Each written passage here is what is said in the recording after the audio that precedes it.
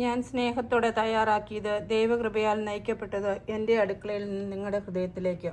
ഇന്നത്തെ നമ്മുടെ ഒരു ഡിന്നറാണ് കാണിക്കുന്നത്. ഒരു ഇൻഡോ അമേരിക്കൻ ഡിന്നറാണ്.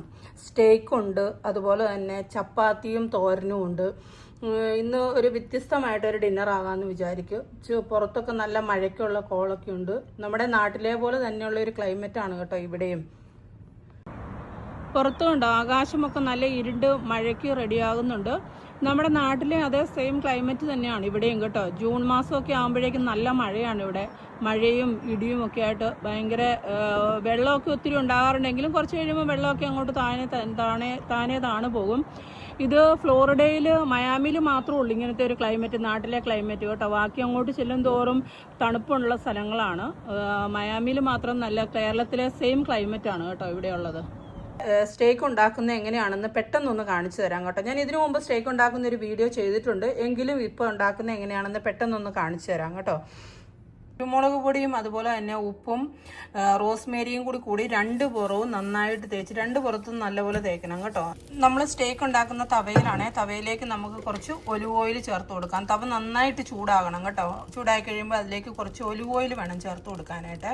മാരിനേറ്റ് ചെയ്ത് വെച്ചിരിക്കുന്ന ഈ ഓരോ പീസ് നമുക്ക് ഇതിലേക്ക് വെച്ച് കൊടുക്കാം കേട്ടോ.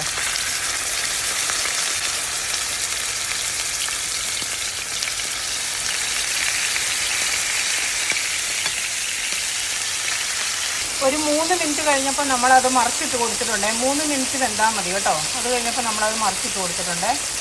നമ്മുടെ 2 സൈഡും സ്റ്റേക്ക് റെഡി ആയിട്ടുണ്ട്. ഞാൻ ഇതിലേക്ക് ഒരു പീസ് ബട്ടർ ചേർത്ത് കൊടുക്കുന്നുണ്ട്. അതുപോലെ തന്നെ ഒരു ഇച്ചിരി വെളുത്തുള്ളി ചതച്ചും കൂടി ചേർത്ത് കൊടുക്കണം. ഒരു 3 അല്ലി വെളുത്തുള്ളി ചതച്ചും കൂടി ചേർത്ത് കൊടുക്കുന്നുണ്ട്. അപ്പം നമ്മുടെ ബട്ടർ ഇതിൽ നന്നായിട്ട് മെൽറ്റായിട്ടുണ്ട്. ആ വെളുത്തുള്ളിയുടെ ഒരു ടേസ്റ്റും ബട്ടറിൻ്റെ ഒരു ടേസ്റ്റും കൂടി വരുമ്പോഴേക്കും നല്ലൊരു ഒരു ഫ്ലേവർ കൊടുക്കും ഈ സ്റ്റേക്കിന്. അതുപോലെ തന്നെ ഇതിൻ്റെ ആ ഓയിൽ നമുക്കിതിൻ്റെ മേളിലേക്കൊന്ന് ആ ഫ്ലേവർ നല്ല മണവും ഉണ്ട്, നല്ല ടേസ്റ്റും ഉണ്ട്. അത് നമുക്കിതിൻ്റെ മേളിലേക്കൊന്ന് കോരി ഒഴിച്ചു കൊടുക്കാം കേട്ടോ. അപ്പം നമ്മുടെ സ്റ്റേക്കിനുണ്ടല്ലോ നല്ലൊരു സോഫ്റ്റ്നെസ് ഉണ്ടാവും. ഇങ്ങനെ ഇത് അവസാനം ഒരു പീസ് ബട്ടർ ഇട്ടത് ബട്ടറും വെളുത്തുള്ളിയും കൂടി ഇട്ട് നല്ലൊരു ഫ്ലേവറും ഉണ്ടാവും, നല്ലൊരു സോഫ്റ്റ്നെസ്സും ഉണ്ടാവും.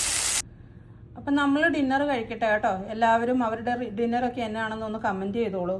ഓക്കെ, എല്ലാവരും ട്രൈ ചെയ്ത് നോക്കണം കേട്ടോ. സ്റ്റേക്കൊക്കെ ഇടയ്ക്കൊക്കെ വല്ലപ്പോഴും ഈ മഴയത്തൊക്കെ ഉണ്ടാക്കി കഴിക്കാനായിട്ട് നല്ല ടേസ്റ്റുള്ള ഒരു സാധനമാണ്. അപ്പോൾ എപ്പോഴും ഈ ഇറച്ചിയൊക്കെ തന്നെ കറി വയ്ക്കുകയൊക്കെ ചെയ്യുന്നവർ സ്റ്റേക്കൊക്കെ ഒന്ന് ഉണ്ടാക്കി കഴിക്കുക.